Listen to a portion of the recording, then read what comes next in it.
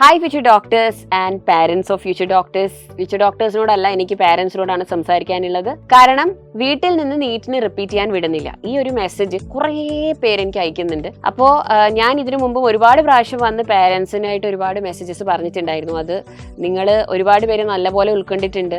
അപ്പോൾ നേരിട്ട് ആയിട്ട് വന്നു മെസ്സേജ് ആയിട്ടും ഒക്കെ ഒരുപാട് പേരൻസ് എന്നോട് വന്ന് പറയാറുണ്ട്, മിസ്സിൻ്റെ വീഡിയോ കണ്ടിരുന്നു, ഞങ്ങൾക്കത് ഭയങ്കര യൂസ്ഫുൾ ആയി എന്നൊക്കെ. അപ്പം ഞാൻ ഇനി പറയാൻ പോകുന്ന കാര്യങ്ങളും പാരൻസ് നല്ല മീനിങ്ങിൽ എടുക്കുമെന്ന് വിചാരിക്കുന്നു, കൃത്യമായി ഉൾക്കൊള്ളുമെന്ന് വിചാരിക്കുന്നു. കാരണം നമുക്ക് എൻഡ് ഓഫ് ദ ഡേ നമുക്ക് എന്താ വേണ്ടത്? നമ്മുടെ മക്കൾ ഹാപ്പി ആയിരിക്കുക, അവർ സേഫ് ആയിരിക്കുക, അല്ലേ?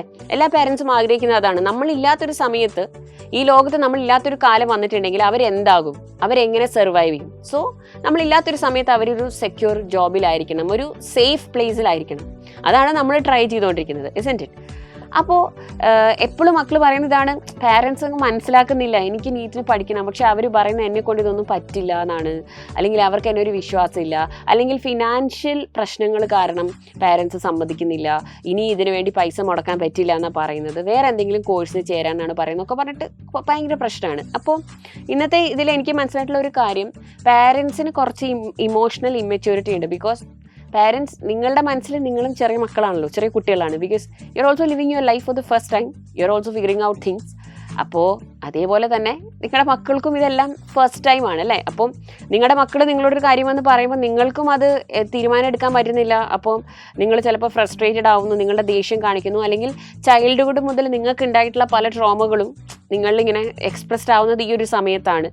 അപ്പോൾ നിങ്ങൾക്ക് മക്കൾ നന്നാവണം തന്നെയാണ് ആഗ്രഹം, പക്ഷേ you are also not able to understand or അതൊന്നും അക്സെപ്റ്റ് ചെയ്യാൻ പറ്റുന്നില്ല. അവർക്ക് ഇതാണ് ആഗ്രഹം, ഇതിന് പോയേ പറ്റുന്നുള്ള, അല്ലെങ്കിൽ അവരുടെ വാശി, അല്ലെങ്കിൽ കുറച്ചൊക്കെ ഈഗോ, ഇതുകൊണ്ടൊക്കെ നമുക്ക് അതങ്ങ് ഉൾക്കൊള്ളാൻ പറ്റുന്നില്ല. അപ്പോൾ പേരൻസ് കുറച്ചും കൂടെ നമുക്ക് ഇമോഷണൽ മെച്യൂരിറ്റി കാണിക്കാം. കാരണം നമ്മൾ റിലയബിൾ ആണ് നമ്മുടെ മക്കൾക്ക് തോന്നണ്ടേ. എൻ്റെ പേരൻസിൻ്റെ അടുത്ത് ഞാൻ പോയി പറഞ്ഞിട്ടുണ്ടെങ്കിൽ അവരെന്താണെങ്കിലും നോ പറയും, അല്ലെങ്കിൽ അവരെന്നെ സീരിയസ് ആയിട്ട് എടുക്കില്ല, അല്ലെങ്കിൽ അവർക്കെല്ലാം തമാശയാണ്, അങ്ങനെയുള്ള ഒരു തോന്നിയിട്ടുണ്ടെങ്കിൽ they will not come to you. അവരവരുടെ ഉള്ളിലുള്ള കാര്യങ്ങളൊന്നും നമ്മളോട് പറയില്ല, നമ്മളോട് ഇരുന്ന് സംസാരിക്കാൻ തയ്യാറാവില്ല. അപ്പോൾ നമ്മൾ അവരെ കളിയാക്കാതെ, അവർ പറയുന്ന കാര്യങ്ങൾക്ക് വിലയില്ല എന്ന രീതിയിൽ കാണിക്കാതെ നമുക്ക് അവരെ ഒന്ന് ഉൾക്കൊള്ളാം. പേരൻസ് അതൊന്ന് ശ്രദ്ധിക്കുക. ഇനി അങ്ങോട്ട് മക്കൾ പറയുന്നത് നമുക്ക് കേൾക്കാം. പിന്നെ നിങ്ങളിപ്പോൾ ചിന്തിക്കുന്ന ഇതായിരിക്കും, ഇനി നീറ്റിനൊന്നും വലിയ മാർക്കറ്റൊന്നുമില്ല, ഇപ്പോൾ ഡോക്ടർമാരും ഇവർ മാത്രം മതിയോ ഈ ലോകത്ത്, വേറെ എന്തോരം കോഴ്സസ് ഉണ്ട്. ശരിയാണ്, ഒരുപാട് കോഴ്സസ് ഉണ്ട്, ഒരുപാട് ഓപ്പർച്യൂണിറ്റീസും ഉണ്ട്. പക്ഷേ നിങ്ങൾ എന്തിന് അവരെ വിട്ടാലും അവർക്ക് എന്താണ് ഒരു ഹൈ പേയിങ് ജോബ് കൊടുക്കുക, ഒരു എന്താ പറയുക, സെക്യൂർ പ്രൊഫഷനിലേക്ക് അവരെ എത്തിക്കുന്നത് എന്താണ്? ഏറ്റവും നല്ല degree, professional degree from A good institute. എവിടെ പഠിക്കുന്നു എന്നുള്ളത് വളരെ ഇമ്പോർട്ടൻ്റ് ആണ്.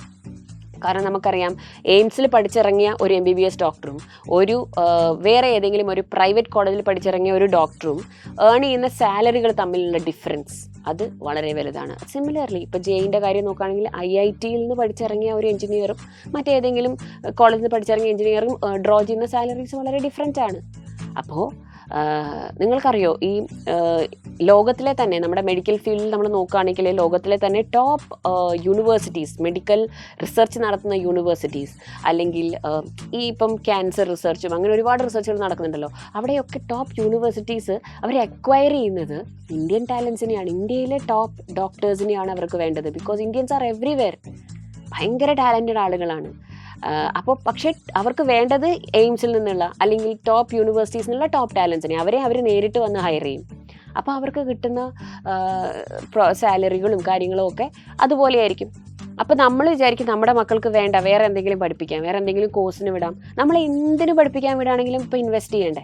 നമ്മൾ അവരെ ഏത് കോഴ്സിന് വിടുകയാണെങ്കിലും, നമ്മളൊരു 3 year ഡിഗ്രിക്ക് വിട്ടു, അത് കഴിഞ്ഞ് മാസ്റ്റേഴ്സിന് വിട്ടു, വെറും ഡിഗ്രി കൊണ്ട് നമുക്ക് ഒന്നും ആവില്ല, അപ്പോൾ മാസ്റ്റേഴ്സിന് വിടണം. ഇനി ടീച്ചിങ്ങിലേക്ക് പോവുകയാണെങ്കിൽ MPhil, PhD, അങ്ങനെ ഏതൊരു പഠനത്തിന് വിടുകയാണെങ്കിലും നമ്മൾ കുറച്ച് നമ്പർ ഓഫ് ഇയേഴ്സ് അതിനു വേണ്ടി ഇൻവെസ്റ്റ് ചെയ്യണം മക്കൾ. അതേപോലെ നമ്മൾ ഫിനാൻഷ്യലിയും അവരെ സപ്പോർട്ട് ചെയ്യണം, അല്ലേ? അപ്പോൾ എന്തുകൊണ്ട് നമുക്ക് ഏറ്റവും നല്ല യൂണിവേഴ്സിറ്റിയിൽ ഏറ്റവും കുറഞ്ഞ ഫീസിൽ ഈ ഫിനാൻഷ്യൽ സ്ട്രെയിൻ ഇല്ലാതെ അവരെ പഠിപ്പിച്ചുകൂടാ? അതിന് വേണ്ടിയിട്ട് നിങ്ങളോട് ചോദിക്കുന്ന വെറും 10 മാസമാണ്. ഇനി ആകെ 10 മാസത്തെ സമയമേ ഉള്ളൂ. 10 മാസം സമയം നമുക്ക് അവരെ വിശ്വസിച്ചൂടെ? അപ്പോൾ നിങ്ങളുടെ വിശ്വാസമൊക്കെ ഉണ്ട്, പക്ഷേ ഫിനാൻസസ് ആണ് പ്രശ്നം. ഞങ്ങൾ SAT എക്സാം നടത്തിയിട്ടുണ്ട്, സാറ്റ് എക്സാമിൽ ഫുൾ സ്കോളർഷിപ്പോടെ മക്കൾക്ക് ഇവിടെ പഠിക്കാം.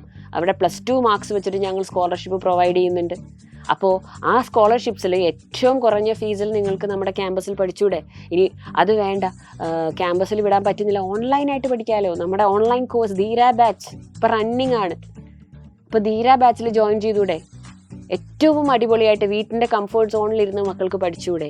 അപ്പോൾ പേരൻസ് അതുകൊണ്ട് കുറച്ച് ഇൻഫോംഡ് ആയിട്ടുള്ള ചോയ്സസ് എടുക്കുക. അതായത് വെറുതെ റാൻഡമായിട്ട് വേണ്ട, നീറ്റ് ആരെങ്കിലുമൊക്കെ എന്തെങ്കിലുമൊക്കെ പറഞ്ഞു കേട്ടിട്ട് ഇത് വേണ്ട, അതിന് സ്കോപ്പില്ല, എക്സാം ടഫാണ്, ഇതാണ് എന്ന് പറഞ്ഞ് നിങ്ങൾ അവരെ ഡീമോട്ടിവേറ്റ് ചെയ്യാതെ, if you really feel that there is at least 1% chance that your child is going to do this, please give them a chance.